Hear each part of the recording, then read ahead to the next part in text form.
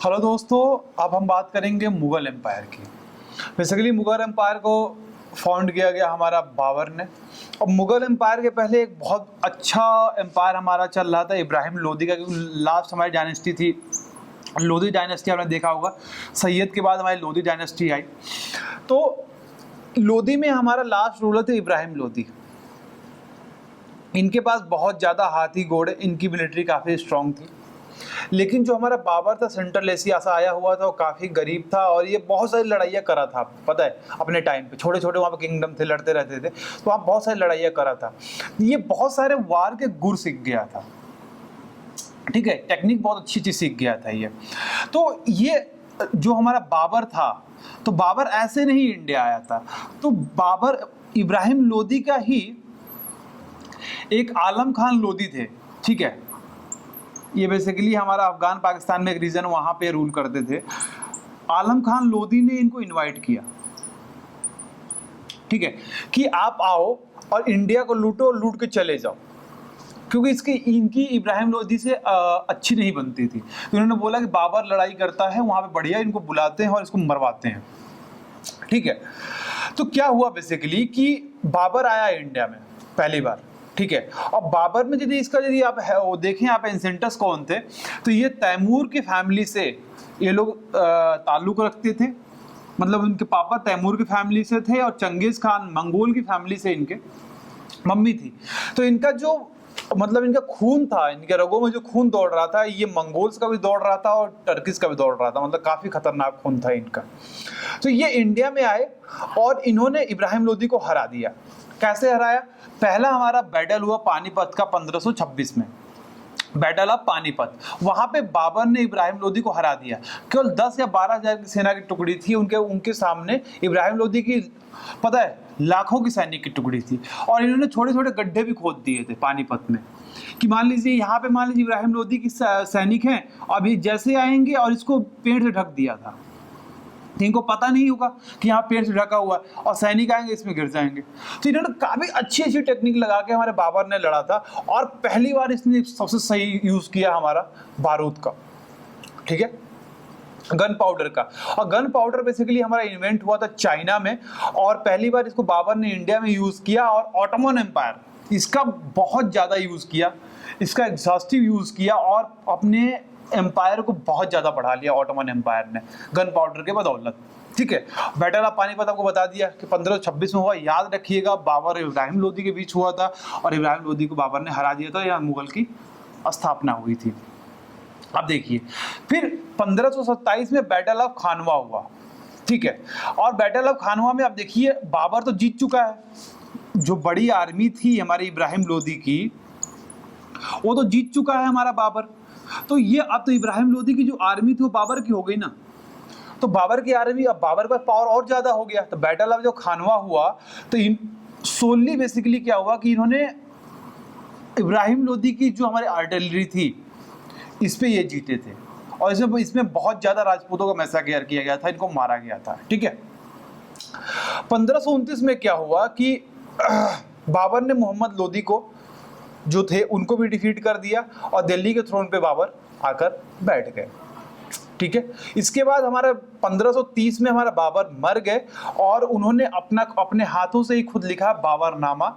और इन्होंने जहांगीर ने भी अपना खुद ही हाथों से लिखा हुआ है ऑटोबायोग्राफी। मतलब मुगल्स में 2 लोगों ने अपनी ऑटोबायोग्राफी लिखी हुई है, बाबरनामा, और जहांगीर ने भी अपने हाथ से ही लिखी हुई है अपनी ऑटोबायोग्राफी। और जो ये आपके बैटल्स हैं, इनके राजाओं को ज्यादा नाम याद रखने की जरूरत नहीं है, केवल काम के जो बैटल्स हुए हैं इनके काम, जैसे हमारा बैटल ऑफ पानीपत हो गया किसके बीच हुआ, तो ये बड़े बड़े बैटल्स के हमें नाम याद रखने पड़ेगा जहां से हमारा लिटरली रीजन चेंज हुआ है। अब देखिए इसके बाद इनके सक्सेसर आए बाबर के हिमायू को 2 पीरियड है, 1530 से 1540 और 1555 से 1556। तो आप देख सकते हैं कि 40 से 55 के बीच गैप है, ठीक है। तो ये गैप आप कैसे फील होगा मैं बताता हूँ आपको। बेसिकली क्या था कि जो हमारे हुमायूं थे ये ओपियम लेते थे और ईजिंग गोइंग इनका नेचर था, ठीक है। मतलब नशे में रहते थे और इनका ये ठीक है यार, हो गया कोई बात नहीं, हो गया ठीक है, कोई दिक्कत, इजी गोइंग नेचर था। ये बहुत इनको परेशान किया। जैसे गुजरात में जो हमारे बहादुर शाह थे, इन्हें रिवॉल्ट कर दिया कि मैं दिल्ली में चित्तौड़ और दिल्ली को जीतूंगा, ठीक है। अब जैसे ही चित्तौड़ में पहुंचे हमारे साहब जो गुजरात के थे बहादुर शाह, तो वहाँ की एक रानी थी जिनका नाम रत्नावती था। इन्होंने राखी भेजा हुमायूं को कि हमें सेव करिए, लेकिन ये राजपूत का जो भरोसा था, क्योंकि राजपूत इनके आर्मी में बहुत ज़्यादा हुआ करते थे, उनका भरोसा जीतने में ये नाकाम रहे हुमायूं। लेकिन बाद में क्या हुआ कि जो रत्नावती थी, ठीक है, हमारा चित्तौड़ की, इन्होंने अपने आप को आग लगा लिया और मर गई। तो हुमायूं को लगा कुछ करना चाहिए, तो इन्होंने राशन पानी कट कर दिया हमारे बहादुर शाह की आर्मी की, और वहाँ बहादुर शाह मारा गया। इसके बाद देखिए जो वह फिल था कि 1540 टू 1555 सॉरी, तो इनके बीच जो फिल हुआ, तो ये शेरशाह सूरी ने इसको फिल किया। शेरशाह सूरी ने क्या किया कि हुमायूं को उस गद्दी से मारकर भगा दिया। जब ये 15 साल इन्होंने शेरशाह सूरी ने रूल किया वहाँ पे, उन्होंने जीटी रोड भी बनवाई, और ये 15 साल हमारे जो साहब थे हुमायूं, ये वंडरिंग करते रहे, यहाँ से वहाँ तक भागते रहे, कोई करते रहे। लेकिन बाद में 1555 में क्या हुआ कि इन्होंने शेरशाह सूरी को हराया और खुद गद्दी पर बैठ गए, ठीक है। लेकिन 1556 में इनकी मौत हो गई। इसके बाद हमारे अकबर आते हैं, ठीक है। अकबर जब आए तो जैसे हुमायूं की हमारी डेथ हुई, अकबर हमारे गद्दी पे आ गए। ये बहुत छोटे थे, ये अकबर 14-15 साल के थे। तो इनके गार्जियन बैरम खां इनको अपॉइंट किया गया, बैरम खां को गार्जियन अपॉइंट किया गया। और जैसे हुमायूं, पता है हुमायूं जैसे मरा ना, जैसे ही कोई रेजिम चेंज होता है, कोई राजा चेंज होता है, तो दुश्मन उस पर आक्रमण करने की पूरी कोशिश करता है, क्योंकि उस समय वो राज्य वीक होता है। तो आदिल शाह ने आगरा को कैप्चर कर लिया और दिल्ली को भी कैप्चर कर लिया आदिल शाह ने, और अपने जो उनके मतलब एसेंडेंट थे, उनको इन्होंने थ्रोन पे बैठा दिया दिल्ली के, जिनका नाम विक्रमादित्य था, उनको बैठा दिया। लेकिन 1556 में सेकंड बैटल हुआ पानीपत का, जिसमें अकबर ने आदिल शाह को मार दिया, ठीक है, और अकबर वहां से किंग बन गए। अब देखिए अकबर का कुछ काम देख लेते हैं। बेसिकली इन्होंने दीने इलाही एक धर्म चलाया था। बेसिकली ये शुरुआत हुई थी हमारे फतेहपुर सीकरी में। पहले एक गांव था फतेहपुर सीकरी, लेकिन बाद में वो शहर कैसे बनेगा अभी बताएंगे आपको। तो दीने इलाही ये था कि जितने सारे धर्म हैं, इन सारे धर्मों का जो अच्छी अच्छी चीज़ें हैं, जो उनका जिस्ट है, इनको डाल दिया जाए एक धर्म में। तो इसमें बेसिकली हिंदुज़म, ठीक है, अभी आपका आगे आएगा हिंदू, जैन, क्रिश्चियन, इसके बाद अगर मुस्लिम, इन सबकी अच्छाइयों को सुनते थे इबादत खाना में फतेहपुर सीकरी में, और सारे धर्म की जिस्ट को मिलाकर, अच्छाइयों को मिलाकर एक धर्म बनाने की कोशिश करी। तो क्या क्या अच्छाइयाँ था देख लेते हैं। कि इन्होंने काउ ईटिंग को फॉरवर्ड कर दिया, ठीक है, नहीं गाय नहीं खाना है। इसके बाद हमारा कि कोई डिफरेंस नहीं है इंडियंस के बीच में, सब बराबर हैं, ये भी सही है। तीसरी चीज़ कहा कि सन हमारा एक क्रिएटर है। सन क्यों क्रिएटर है? क्योंकि आप जानते हैं कि प्राइमरी प्रोड्यूसर जो होते हैं, जो घास फूस होता है, कि ये एनर्जी लेते हैं सन से, और ये फोटोसिंथेसिस करके हरा भरा खाना बनाते हैं। उसके बाद ये जाता है सेकेंडरी प्रोड्यूसर, ठीक है। तो अब देखिए जो घास फूस बना ये कौन खाएगा? रैट और रैबिट खाएंगे, ठीक है। Rat rabbit is eaten by lion. तो इस तरह से हमारा एक फूड चेन चलता है ना। तो ये फूड चेन की कहीं ना कहीं पहचान उनको हो गई थी। इन्होंने बोला सन इज ए क्रिएटर, उनको वर्शिप कीजिए, ठीक है। उसके बाद इन्होंने हवन को भी इंक्रीज किया हमारे हिंदू में, कि हवन करना सही है, आप करिए, कोई दिक्कत नहीं। तो इन्होंने कुछ करके सारी अच्छाइयों को मिलाकर इन्होंने काम किया था। इसके बाद देखिए, लेकिन इनका धर्म बहुत ज़्यादा प्रचलित नहीं हुआ। एक स्मॉल बैंड था, जैसे कि मान लीजिए बिरबल, अबुल फजल और उनके कुछ भाइयों ने तुरंत इस धर्म को अपना लिया, कि बहुत ज़्यादा पॉपुलर नहीं हुआ हमारा, ठीक है, ये मास में हमारा पॉपुलर नहीं हुआ। लेकिन ये सारी कहानी जो हुई फतेहपुर सीकरी में हुई थी। तो फतेहपुर सीकरी की बात कर लेते हैं। वहाँ पर बेसिकली इबादत खाना में ये जाके करते थे, ये इबादत करते थे, सारे धर्म को सुनते थे। प्रॉपर पढ़े लिखे तो थे नहीं अकबर, सबको सुनते थे और उसके अच्छाइयों को निकालने की कोशिश करी। उससे आपको पीछे देखा कि दीने इलाही बनाने की कोशिश करी थी। तो बेसिकली जो फतेहपुर सीकरी थी, वहाँ पे पहले यहाँ पे एक इबादत खाना ओपन किया था सुन्नी मुस्लिम्स ने। लेकिन बाद में जब ये अकबर वहाँ पे गए तो वहाँ मुस्लिम को भी बुलाया, क्रिश्चियन को भी बुलाया, हिंदू को भी बुलाया, जैन को भी बुलाया और जोवेस्टियन को भी बुलाया। इन सबको बुलाकर इन्होंने अच्छे धर्म की अच्छाइयों को समझने की कोशिश करी थी। 14 साल के रूल में देखिए एक बात और होती थी, 14 साल का रूल था अकबर का, उसमें कोई उनका बच्चा पैदा नहीं हुआ। बच्चा तो बहुत पैदा हुए लेकिन सर्वाइव कोई नहीं किया।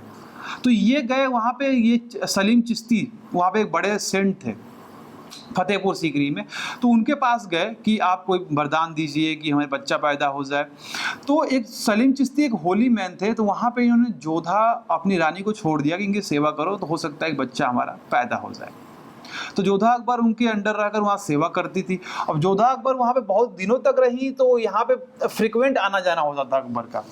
तो जो हमारा फतेहपुर सीकरी एक गांव था, धीरे धीरे और अकबर बार बार जाया करते थे, तो वो टाउन में कन्वर्ट हो गया हमारा, ठीक है।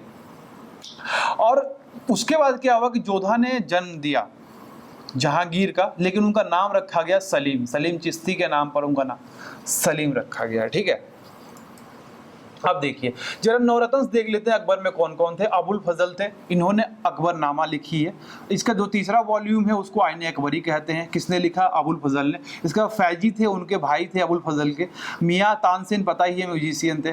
राजा बीरबल, ये हमारे उनके इंटेलेक्ट, आपने सबने अकबर और बीरबल की जोक सुने होंगे। तो इन्होंने अपने इनका इंटेलेक्चुअल के कारण इनको अपॉइंट किया गया था। उसके बाद मिलिट्री एडमिनिस्ट्रेशन के कारण इनको अपॉइंट किया गया था।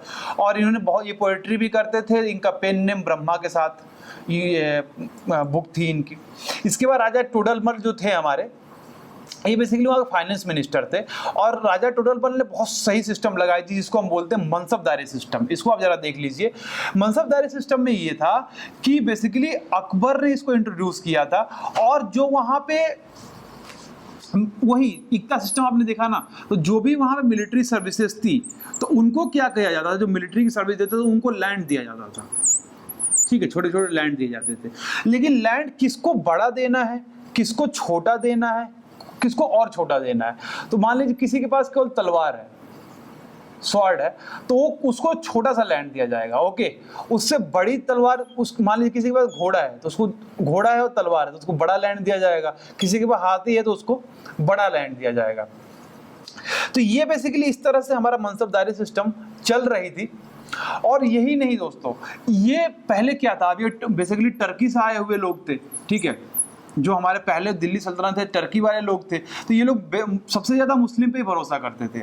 लेकिन अकबर ने कहा नहीं यार, यहाँ पे मुस्लिम भी होंगे, इंडियन मुस्लिम भी होंगे, राजपूत भी होंगे और सारे रिलीजन भी होंगे, केवल टर्की ही नहीं होंगे, हम रिलाई नहीं करेंगे।